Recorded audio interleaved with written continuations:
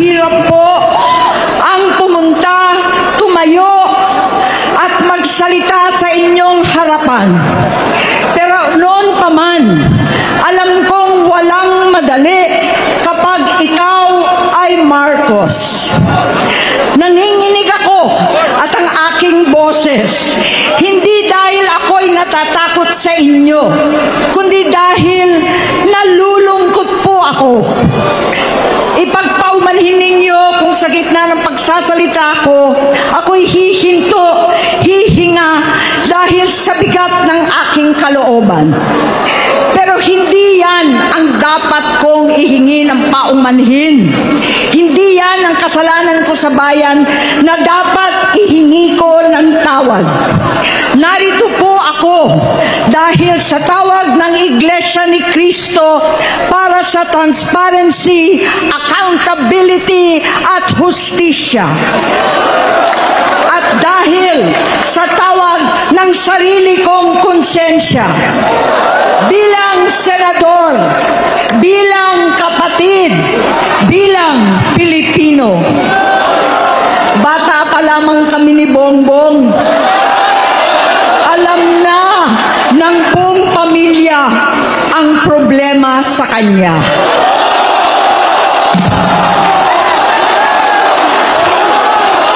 Sa totoo lang, mababasa naman ng lahat ang mga testimonya ng aking ama patungkol sa kanyang ugali at gawain. Noon, dahil may tatay pa kami, hindi ko pa siya responsibilidad. Noong tumatanda, ay mas naging nakakabahala. Batid ko na nagdadrag siya.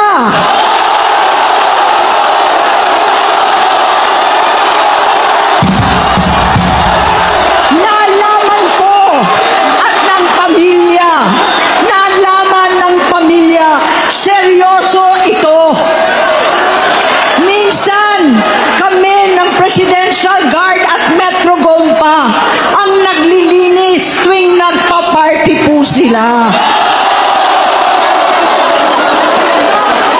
Nabuhay kaming magkakapatid sa ibang bansa. Kami-kami lang. Kinumbinsi ko pa si Bongbong, pakasalan mo na si Lisa. Naisip ko noon, kapag nag-asawa siya, malalagay na sa tahimik at magkakaroon ng direksyon. Ang laki ng pagkakamali ko. Mas lumala ang kanyang pagkalulong sa droga.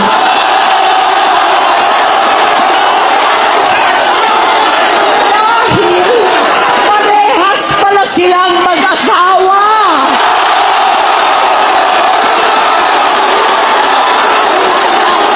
Naging gobernador siya ng Ilocos.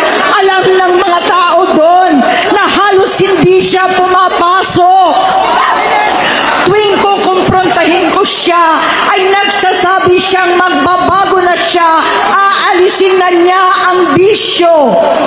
Hanggang sa may nagsumbong na naman sa akin na sa paggising pa lang sa umaga, kasabay ng almusal, marijuana pala.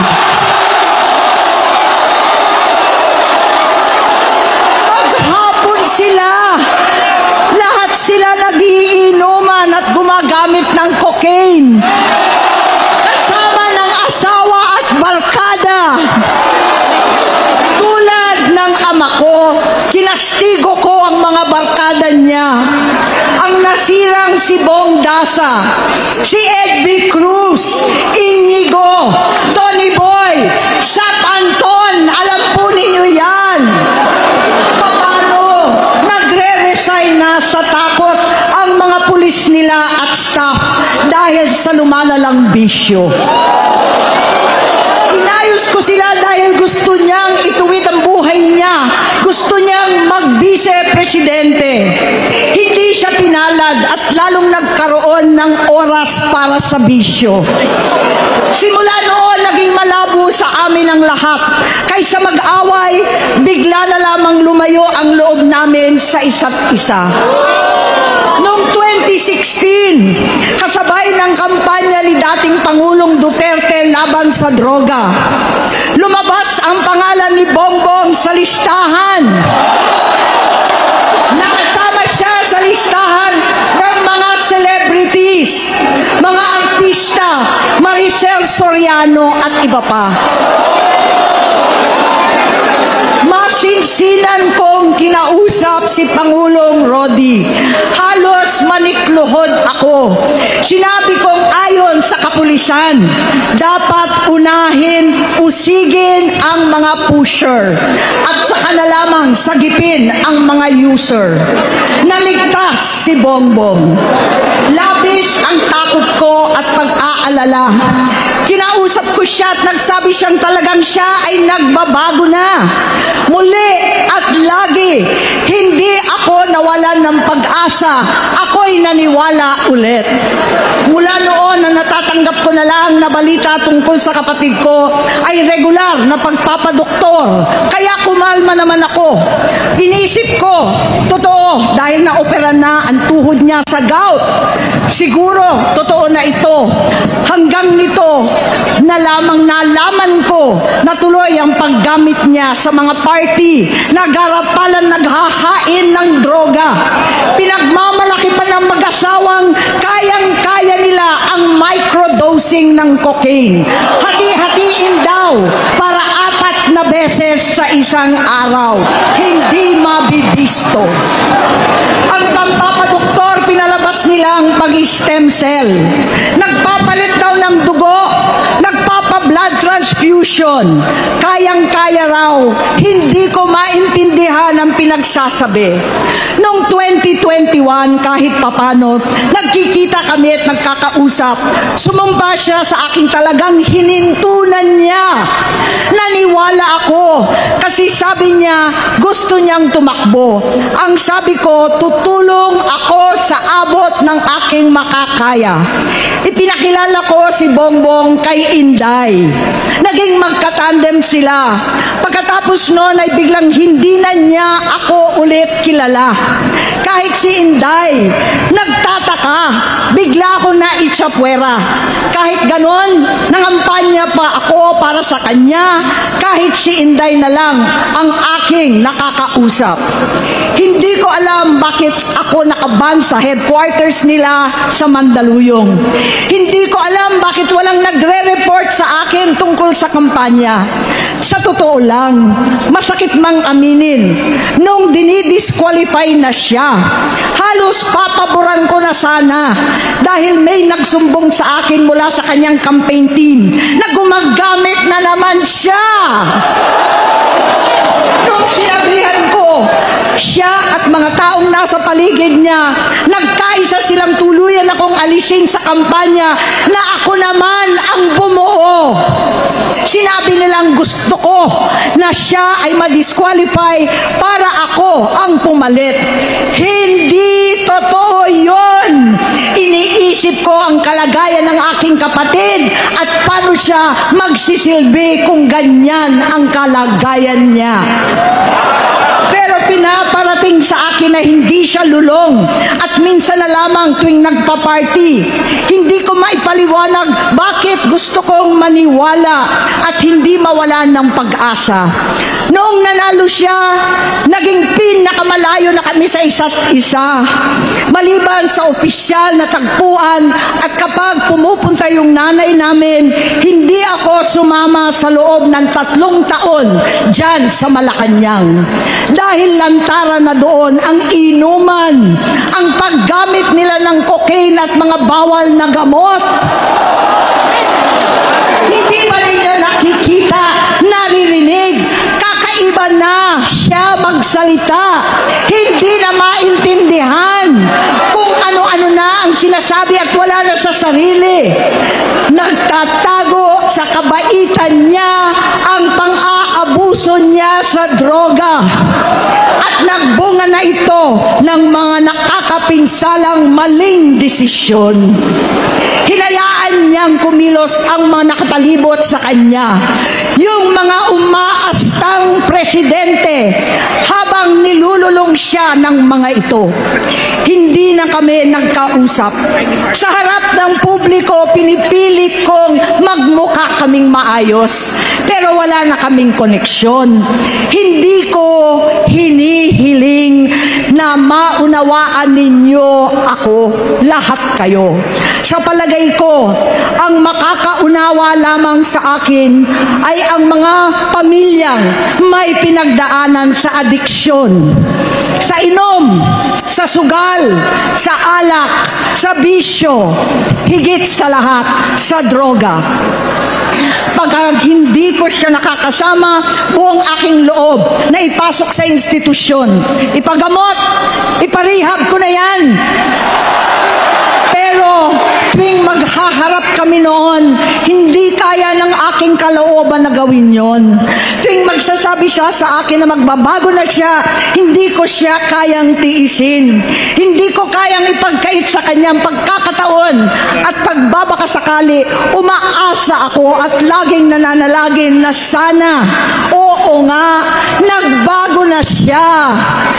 Hanggang dumating ang 2024 at 2025, yung bisyo niya na ang dahilan ng pagbaha ng korupsyon, kawalang direksyon, at maling-maling mga desisyon. Walang accountability, wala nang hustisya. Hindi na niya alam ang nangyayari. Hindi na pinapaalam sa kanya ang mga pangyayari. Sinamantala ng mga ito ang paggamit niya ng droga.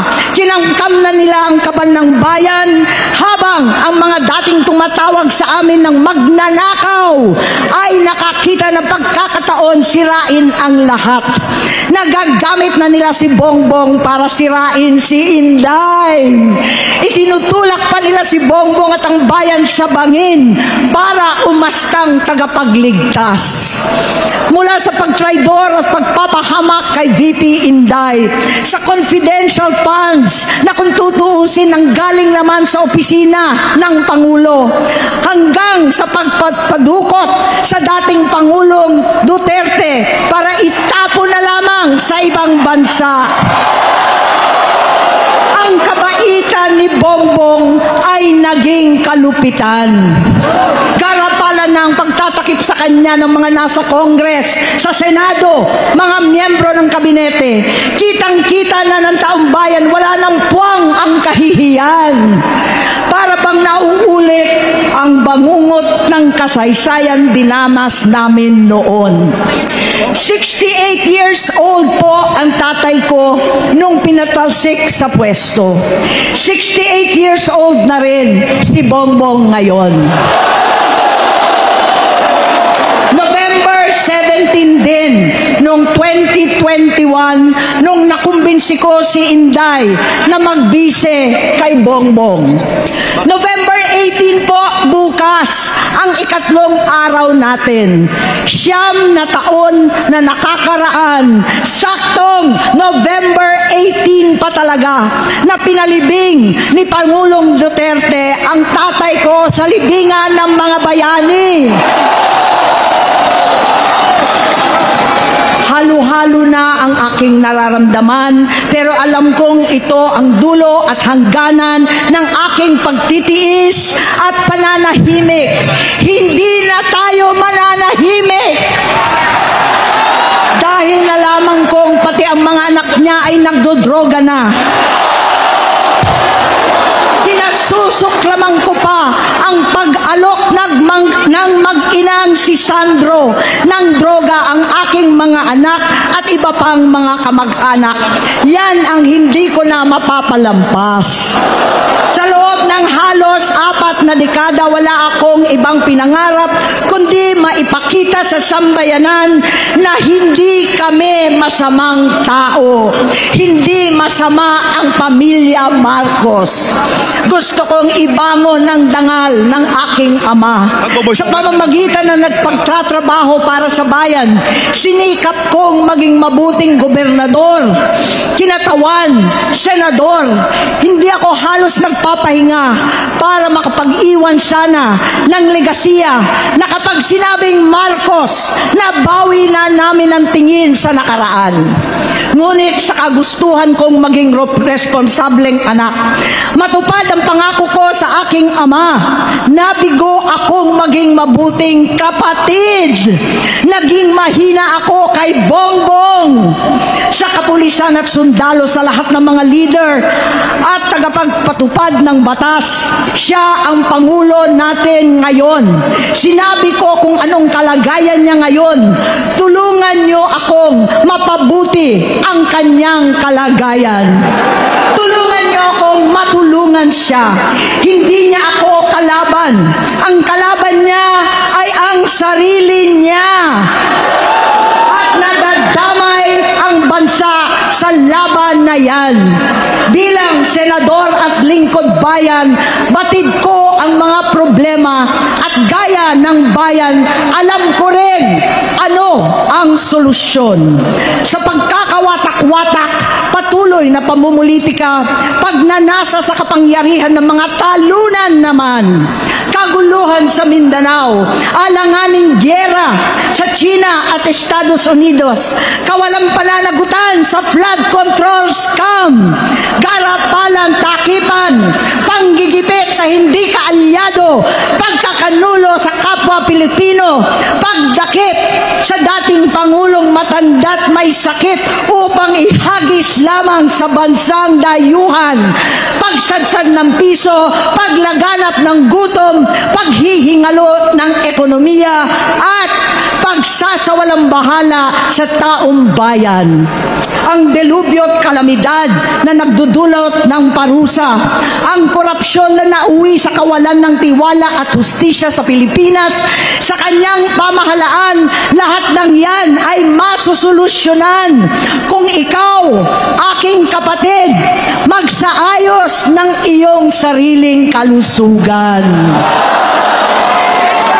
Kapag humupa ang ingay sa politika, kapag umuwi na kami sa aming pamilya, hindi bilang senador, kundi bilang ate, bilang si Manang Amy ni Bonget, kaya itong sasabihin sa harap ng taong bayan, sa harap ninyong lahat at sa harap ni Bongbong.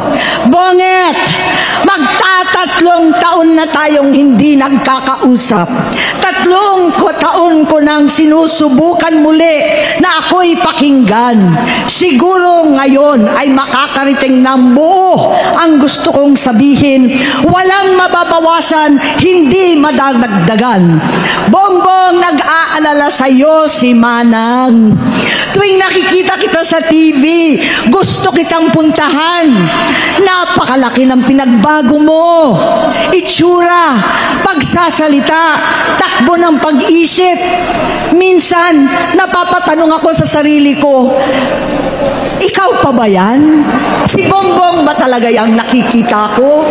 Pero ako, ading ko, ako pa rin ito. Ako pa rin ang ate mo na tumayong ama't ina sa inyo sa ibang bansa. Ang kasama no sa sumubok na sanggain lahat ng sakit para sa iyo. Ang kapatid mo na hindi mo kailangan hingan ng tawad dahil agad ka nang iniintindi at tatanggapin dahil mahal kita. Nasa Bagong Tipan, kay Lucas, Kapitulo 17, versikulo 3 hanggang 4. Kung magkasala ang iyong kapatid, sawayin mo siya. At kung siya'y magsisi, patawarin mo siya. Tama Tama na, ading ko. Tapusin mo na ang paghihirap mo at ng bayan. Gaya noong umalis tayo sa palasyo, kaya ko pa rin hawakan ang iyong kamay. Huwag kang matakot. Malaki na ang dulot sa iyo ng droga. Sinisisi ko ang sarili ko dahil hindi ako nakinig sa mga sumbong. Hindi ako nakialam. Hindi ako maniwala. Pero hindi pa huli ang lahat. Tama na, ading ko. Magpahinga na tayo. Umuwi na tayo. Magpagamot, magpagaling at nangangako ako. Hindi ako malilingat. Hindi ako magkukulang. Lahat ng kasama mo ngayon, hindi natin kasama sa pinakamadilim na bahagi ng buhay natin. Kasama mo sila ngayon dahil nasa taas ka pa. Ako at ang ating mga tunay na kapatid dito sa Luneta ang kasama mo kahit magdilim ulit ang lahat. Talikuran mo ang iniisip at ibinubulong nilang ambisyon. Unahin na natin ang kalusugan mo dahil sa adiksyon nabigyan mo ng malubhang karamdaman ang buong bansang Pilipino. Matatanda na tayo. Sakitan na si Mami. Alagaan na lang natin ang isa't isa. Kaliwat kanan man ang panghuhusga sa akin, malinaw sa aking puso na dapat mauna ang Diyos, ang bayan, pamilya at sarili. Hanggang sa mga oras na ito, Bonget, gusto kong malaman mo na hindi kita sinusukuan. Hindi ko kakayanin kung mapapahamak ka. Kaya hinihingi ko na tayo'y umuwi na, mamahinga alang sa iyong kalusugan. Kaya kong mabigo at mawala sa iyo ang posisyon, pero hindi ko kayang mawala ka sa amin. Ayusin mo ang sarili mo. Magpagamot, alisin ang droga sa iyong sistema. Wala akong ibang gusto kundi gumaling ka, malampasan natin ito muli. Dahil wala akong ibang hinahangad bilang ate kundi maging masaya ka, maging ligtas sa panganib, malusog, matagumpay sa buhay. Itama ang mali, labanan ang adiksyon, at ako hindi kailanman aalis sa iyong tabi. Susuporta at hindi titigil manalangin kasama ninyo dito sa Luneta at sa buong mundo. Dahil iyon naman ang tungkulin at ibig sabihin ng salitang kapatid, kapatid, mabuhay kayong magkakapatid.